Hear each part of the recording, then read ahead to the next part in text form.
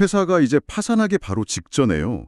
현금이 좀 부족하다는 이유로 고가의 기계를 직원들한테 퇴직금 대신 넘겨주는 상황. 한번 상상해 보세요. 네. 이게 과연 법적으로 괜찮을까요? 오늘은 바로 이런 좀 흥미로운 실제 법적 분증 사례를 통해서요. 이 복잡한 파산 절차의 한 단면을 명확하게 좀 알아보겠습니다. 네, 아주 중요한 사례죠. 오늘 여러분께서 주목하셔야 할 내용은요. 실제 파산 관제인이 직접 다뤘던 사건 분석 자료를 바탕으로 합니다. 그렇죠. 단순히 사건 요약을 듣는 걸 넘어서요. 파산법의 중요한 원칙 중 하나인 부인권이라는 제도가 도대체 왜 필요하고 또 실제로 어떻게 작동하는지 그 생생한 적용 사례를 통해서 여러분이 명확하게 파악하실 수 있도록 돕는 게 이번 분석의 목표입니다. 네, 부인권 개념이 좀 어려울 수 있는데 실제 사례로 보면 이해가 쉽습니다. 자, 그럼 이 흥미로운 사건 속으로 한번 들어가 보시죠. 네. 먼저 사건 개요부터 좀 말씀드릴게요. 2022년 4월 19일에 수원지법원에 파산을 신청한 회사가 있었습니다. 네, 있었습니다. 총 부채가 한 11억 원 정도 되고 채권자는 34명이었어요. 꽤 규모가 있죠. 그런데 파산 신청 딱 엿새 전입니다. 4월 13일에 이 회사가 약 1억 5천만 원 상당의 회사 소유 기계랑 재고 자산을 직원 3명에게 퇴직금 명목으로 넘기는 계약을 딱 맺어요. 파산 신청 직전에요. 네, 직전이죠. 각각 6,300만 원, 3,880만 원, 5,500만 원 정도 되는 금액이었고요. 그리고 며칠 뒤인 4월 17일경에는 기계 이전까지 딱 마칩니다. 타이밍이 정말 그렇죠. 그렇죠. 회사가 이렇게 된 데는 공장 이전 실패도 있었고 주요 거래처가 해외로 가버리고 또 대표가 암투병 중이었고 거기다 코로나19까지 여러 요인이 겹쳤다고 하더라고요. 아, 정말 어려운 상황이었겠네요. 그런데 바로 이 기계 양도 계약이 이제 문제가 된 겁니다. 그렇죠. 파산 관제인이 이 행위에 대해서 부인권을 행사하겠다 이러면서 소송을 제기한 거죠. 부인권이요. 그게 정확히 뭔가요? 부인권이라는 건요, 쉽게 말해서 회사가 망하기 직전에 특정 채권자한테만 유리하게 재산을 빼돌리거나 빚을 먼저 갚아줘서 결과적으로 다른 모든 채권자들이 공평하게 배당받을 기회를 망치는 행위, 이걸 이제 편파 행위라고 하는데 이런 걸 막는 제도입니다. 아, 편파행위. 다른 사람들한테 불공평하니까요. 네, 그렇죠. 이런 행위의 효력을 아예 없애버리고 그 재산을 다시 파산재단, 그러니까 회사 재산으로 가져와서 모든 채권자한테 공평하게 나눠주기 위한 거예요. 파산법 391조가 그 근거고요. 핵심은 공평성 확보입니다. 근데 여기서 이런 생각이 드실 수 있을 것 같아요. 잠깐만요. 직원들 퇴직금은 원래 우선적으로 줘야 하는 거 아닌가요? 법적으로도 재단 채권이라고 해서 다른 빚보다 먼저 받는 걸로 아는데 이게 왜 문제가 되죠? 아, 네. 아주 정확한 질문이십니다. 퇴직금 채권 자체는 맞아요. 파산 절차에서도 우선 변제 대상인 재단 채권이 맞습니다. 그렇죠. 하지만 이 사건의 핵심은 퇴직금을 줬다는 그 사실 자체가 아니고요.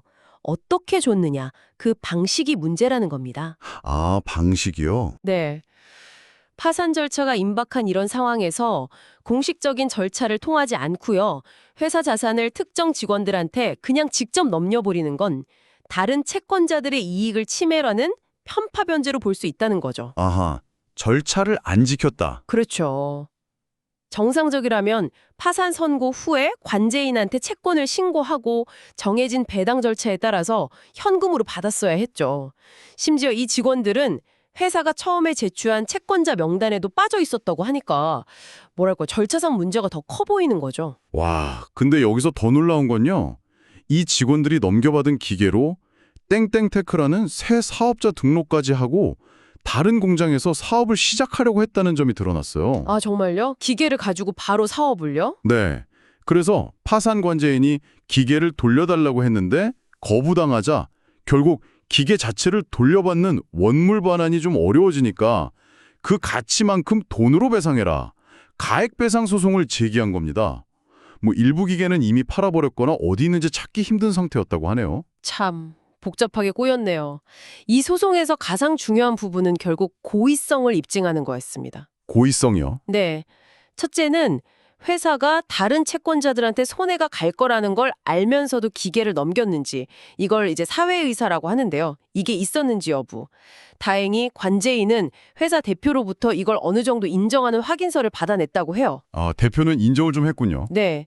그리고 둘째는 그 기계를 받은 직원들, 즉 수익자들이 회사가 곧 파산할 거라는 사실과 이 행위가 다른 채권자들한테 불공정하다는 걸 알았는지, 이걸 수익자의 악이라고 하는데요. 이걸 따져봐야 하죠. 직원들도 알고 있었냐? 이거네요. 그렇죠. 근데 여기서 정말 중요한 점은요. 법적으로는 일단 이 직원들에게 악의가 있는 것으로 추정이 된다는 겁니다. 아, 추정이요. 그럼 직원들이 몰랐다고 증명해야 하는 건가요? 네, 맞습니다. 직원들이 자신들은 전혀 몰랐다는 선의를 스스로 증명해야 해요.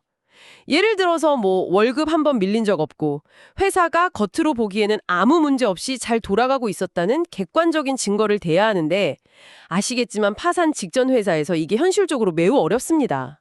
입증 책임 부담이 직원들에게 확 넘어가는 거죠. 와, 정말 쉽지 않겠네요.